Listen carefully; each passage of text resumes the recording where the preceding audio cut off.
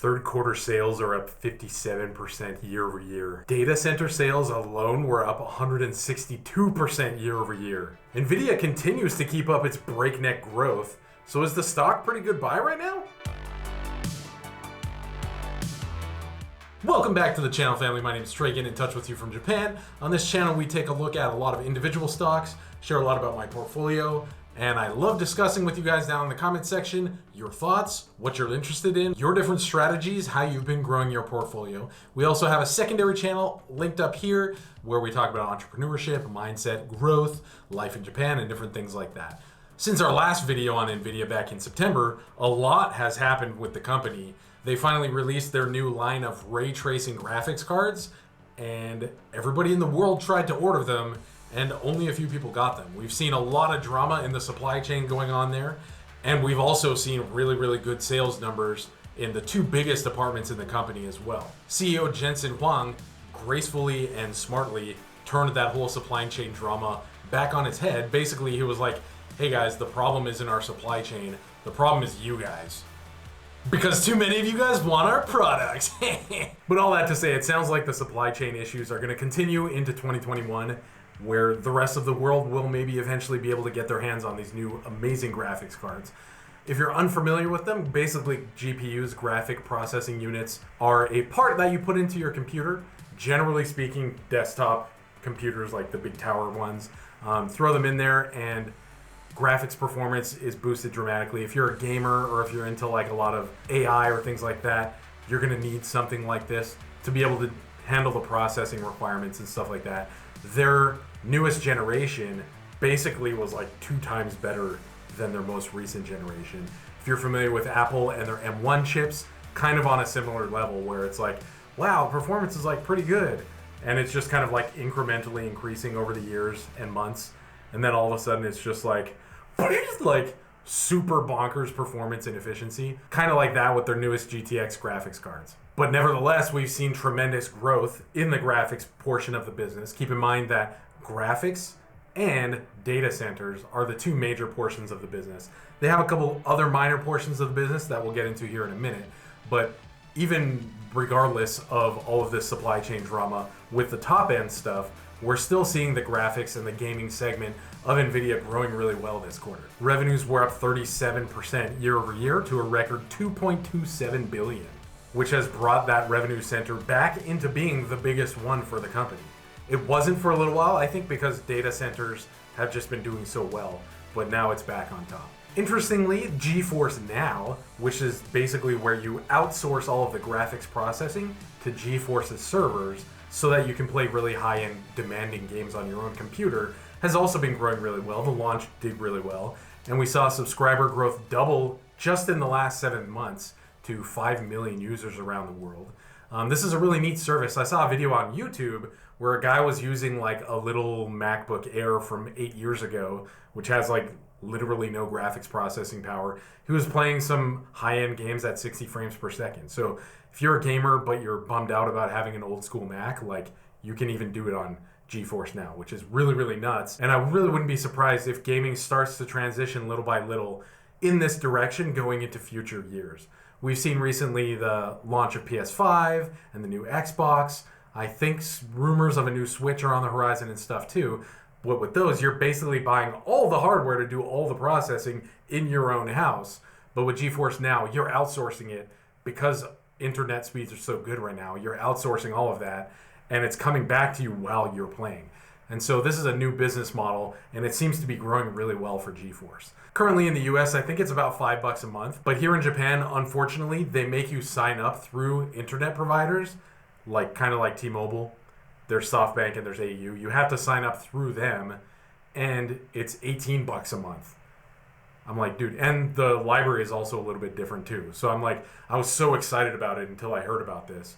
And I'm like, dude, Japanese companies getting in the way of actually having successful products again, which is one of the frustrating things about living in Japan. Anyways, back to NVIDIA. The other biggest portion of the business is data centers. And data centers are supercomputers and large data processing centers where huge companies or groups of companies will basically send their data to be processed. And NVIDIA powers 70% of the world's top 500 data centers, as well as 8 of the top 10 world's fastest supercomputers too. So this further highlights the fact that NVIDIA's processing power is like top notch. And this continues to be the case. And I think it will continue going into the future as well. With the tremendous capabilities of the new A100 alongside the popularity of the T4, we're seeing record sales in the data center segment, including adoption from the likes of Amazon Web Services, Alibaba, and Oracle. NVIDIA continues to partner with many of the world's leading companies. They also mentioned that NVIDIA's AI inference is powering hundreds of companies' AI-enabled services. I mentioned a little bit too in the last video about the Mellanox Acquisition, which is a primarily networking-focused Israeli company that NVIDIA acquired. That acquisition has also panned out to be really, really good for NVIDIA, allowing them to reach into new networking specific segments of the market, as well as leveraging all of their expertise for record-breaking revenues. And like I mentioned at the beginning of the video, 162% year-over-year growth for the data center segment for a record of $1.9 billion in revenues. These figures, when you combine the gaming segment and the data center segment, even exceeded NVIDIA's management's expectations for the quarter. And I think it's been surprising for a lot of investors as well, especially for a company that's like quote unquote already past its boom in growth. The other two segments of the business, professional visualization and automotive, have for understandable reasons not fared quite as well this quarter and have seen 27 and 23% respectively year-over-year declines. That being said, these two portions of the business are basically crumbs compared to the other two larger segments that I went over earlier. They've provided this big overview of their finances. Zooming in on the left side, we see beastly revenue growth. The line across the middle is showing the gross margins sitting at a typical of NVIDIA 65.5%. And this is one of the things that I just love about NVIDIA. The margins on their graphics cards are typically higher than 50%. And data center margins are even higher than that. Then stepping over to the right side of the images they provided, we see even more good news. Year-over-year operating income up 51%. Net income year-over-year up 49%. Diluted earnings per share up 46%. Though we do see some shrinking in their cash flow from operations, which I'll get into here in a second. Next, I want to take a look at some HyperCharts. If you find these charts useful and helpful for your stock analysis, you can go ahead and click down in the description. We have a link over there, and if you end up signing up, that's a way you can support this channel as well. Check it out, revenue segments. This is broken down into the largest segments: gaming, visualization, data center, auto, and OEM. I just wanted to take a look at gaming and data center in particular, but look at these jumps even from quarter 2 to quarter 3. Gaming, 1.65 billion up to 2.27 billion, and then data center, 1.75 billion up to 1.9 billion. These are the kinds of gains that you see, and you start to understand that NVIDIA isn't just about like playing video games on your computer. It's much, much more than that. And we've also seen more and more partnerships when it comes to like automated driving, AI related things like that. NVIDIA has positioned themselves in the market, especially in those two fields, like kind of just under Tesla. And we don't really think Tesla is likely to start selling their AI tech to other companies. And I think we'll start to reap fruit from those seeds in the coming years as well, thus affecting these revenue charts even more. Check it out. Here we have the operating expenses, which have spiked after the first quarter. And I'll get into a couple of details why that might be. Both research and development as well as sales, general administration spiking up big time. These aren't necessarily red flags, and we see that NVIDIA has been making some acquisitions. There is a $2 billion acquisition of a company called ARM. If you're interested in learning more about ARM and how that acquisition can boost up NVIDIA going forward in the future, please leave a comment down in the comment section below. Another big reason for these operating expense spikes in the last 2 quarters, one is about $100 million in dividends, and also $473 million in CapEx. And all of those details are also reflected here on the cash and short-term investments. We see in the first quarter they were up as high as $16 billion in cash and short-term investments. It's been shaved down to 10.9, and then this quarter 10.1. And a lot of that money was used in that acquisition. They do have $7 billion in debt below this $10 billion in cash, for a net cash position of about $3 billion. All that being said, it sometimes can be a red flag when you see that cash position dropping so quickly, but this is what happens when you're making big acquisitions. Management, generally speaking, is really optimistic about growth going forward into the future as well, expecting these kinds of figures moving forward.